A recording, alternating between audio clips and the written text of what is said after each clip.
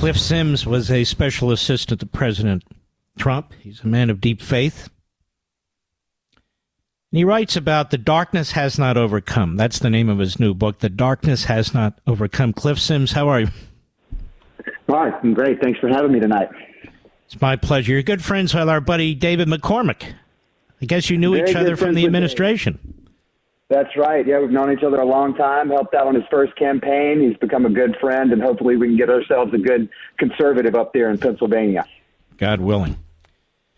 So this is a very different kind of book. It's a book about belief and faith, and yet having to deal with the dark times of what happens in an administration and so forth. So what gave you the idea to write your book? It's The Darkness Has Not Overcome. You can get it at Amazon.com, and Mr. Brutus will put it on our platforms and link to it.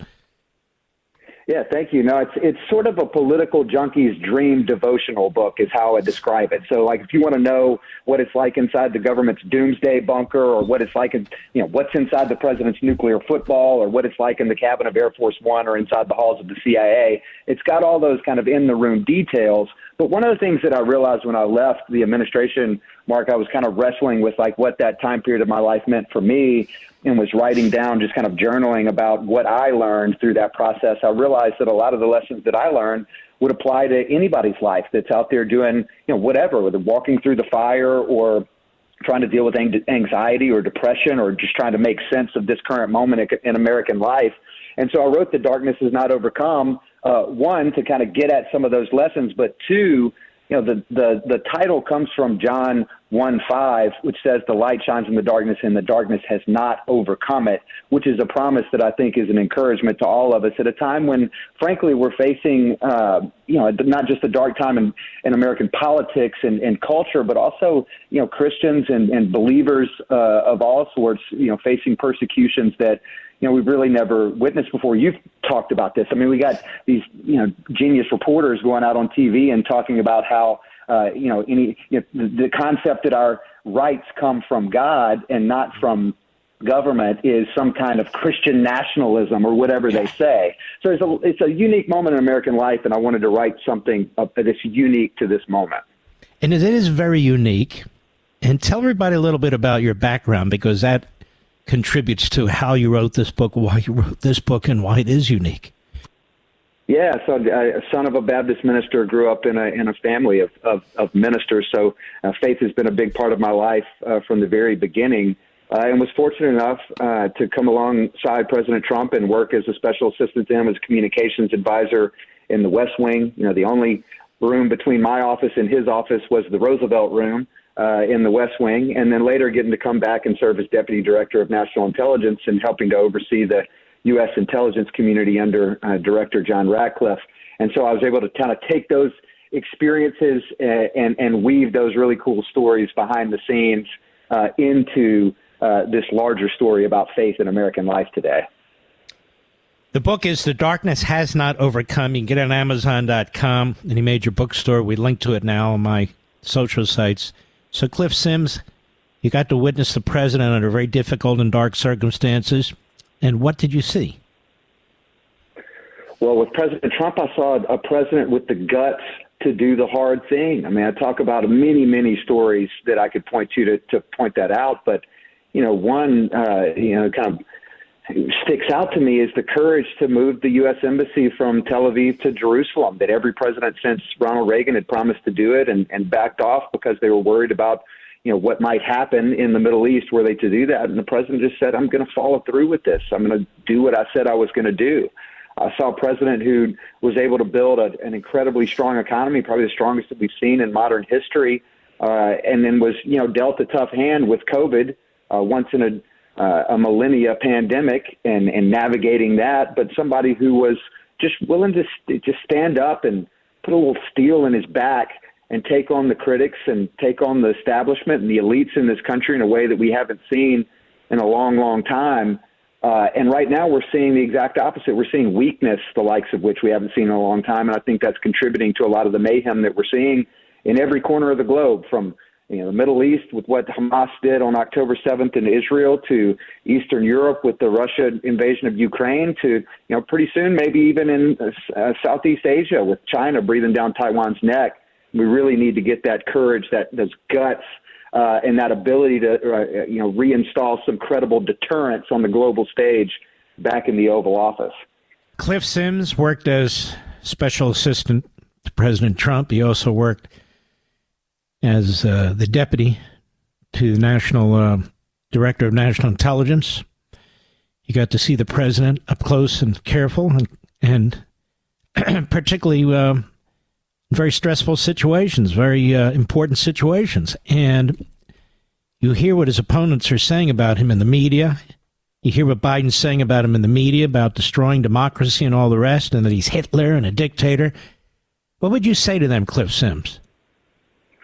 Well, I do find it ironic that they say that Donald Trump is a threat to democracy when only one party, Mark, is prosecuting their political opponents. Mm-hmm. Only one party has their political opponent in a courtroom on trumped-up charges all day, keeping him from being able to campaign and take his message to the people. Only one party has thrown law and order to the wind and thrown open the doors of our southern border, which has led to violence and drugs flooding into our communities and killing our children. Those are real threats to democracy. Donald Trump is not a threat to democracy. He's a threat to the utter lawlessness that we're seeing, and he's a threat to the left's hold on power, which is their God. And in this new book, The Darkness Is Not Overcome, I write about needing to put politics in the right place in our hierarchy of priorities as people of faith. Well, the left's hierarchy of priorities places power at the top. Power is their God, and the pursuit of power is their life's mission. That is what Donald Trump and the movement that he leads is actually a threat to.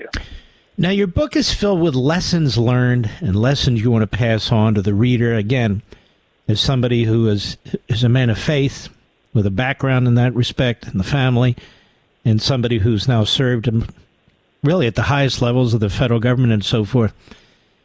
Give us a few examples of what it is that you want to convey to people from your book. Yeah, I'll give you one example that jumps to mind that kind of illustrate how the book works. So I take people inside one of the government's doomsday bunkers. So when we got to the Office of the Director of National Intelligence, one of the things that we had to do, we would do these exercises on continuity of government. If there was, God forbid, a nuclear attack or some giant weather event take out power on the eastern seaboard, and we had to be able to maintain the government's operations, continuity of government. And so we're inside of basically this mountain, hundreds of feet underground, and a giant metal blast door opens, and we're going these golf carts into this underground city that even had like a made-to-order grill, which is like the most highly fortified made-to-order grill in the world. We see the sleeping quarters. We see our computer systems, and I see these people in a room that looks a lot like these doomsday movies you see on TV and in the big screen, where they're monitoring things all over the country. And I started thinking about the anxiety that the people who work in that doomsday bunker basically have to feel all day, every day, and how difficult it must be for them for that to be their life. And then I start doing some research on, the fact that right now 83% of Americans say that we feel anxiety. And we've become a nation, and more concerningly, a people of faith, a church of worriers. And that is not a biblical worldview. And so the lesson to take away from that is that there was preparation and faith are not in conflict with each other. In the Bible, we see Noah built the ark in preparation for the flood, or Daniel held back food in the lean years so that they would have food when it came time, or in the big years, so you have food in the lean years. And the lesson there is we prepare for the future, but we do it with faith that God is the one who is ordering our steps, and he's going to be the one that takes care of things. We don't have to worry about the future. So that's the example of a story, an anecdote behind the scenes in government, and a takeaway that you would get from it. It really is a totally different kind of book. It's a book kind of prescient, really. I'm sure many of these things were swirling around you when you were starting the book, but you couldn't necessarily realize what was going to take place. When did you start writing the book? Yeah, I wrote it probably about 6 months after I left government, and I'd really been wrestling, Mark, with what that time period of my life meant for me. And one of the things that was difficult for me was, once you are in what C.S. Lewis called the inner ring, the inner circle, and you kind of have that power, and you've been behind the curtain, and, you don't want to let it go. And so I felt like after I left, like, what will I ever do that's going to be as important as this, so to speak. And, of course, that's ego talking. But it also had to come to a realization that that's just not true. That one of the things that the gospel talks about is who we work for is much more important than what we do. And it says everything we do in this life, do it as unto God, as for the King. And so, anything I put my hands to, whether it's in the White House or in a coffee house, is important. There's meaning in it, because if I'm going to do it, I'm going to do it as unto God. And so that really kind of changed my perspective on things. And so as I kind of started journaling, as I was wrestling with that stuff, that's really what led me to want to write this book that I thought could resonate with other people as well. I think you're going to love this book, folks. I really do. It's got a very spiritual element to it.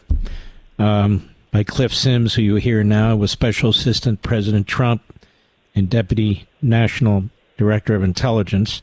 The Darkness Has Not Overcome. The Darkness Has Not Overcome. It's a brand new book. You can get it on Amazon.com or go to any of my links on my social sites. If you happen to be there, grab a copy. It's a very readable book. It's a very intriguing book. And as I say, it's got really a spiritual aspect to it that's very much needed today. So, Cliff Sims, I want to thank you, and I hope everybody grabs a copy of your book. Any final words? No, it's just an honor to be on with you, Mark. I've been a huge fan for so long, and to finally be on with the great one, it's really a dream come true. So thank you for the opportunity, and I appreciate you very much and everything you do for the country. You have served this country well and used your platform in an incredible way. So thank you for that. Well, you're very humbling. I really appreciate that. That's Cliff Sims, author of a great new book that I think you'll find very, very important. The Darkness Has Not Overcome. The Darkness Has Not Overcome. It's actually a very positive spiritual book that links in events that took place while Cliff was working for President Trump and beyond. So grab your copy at Amazon.com, and God bless you, my friend, and good luck with your book. Thank you. All right. Take care of yourself.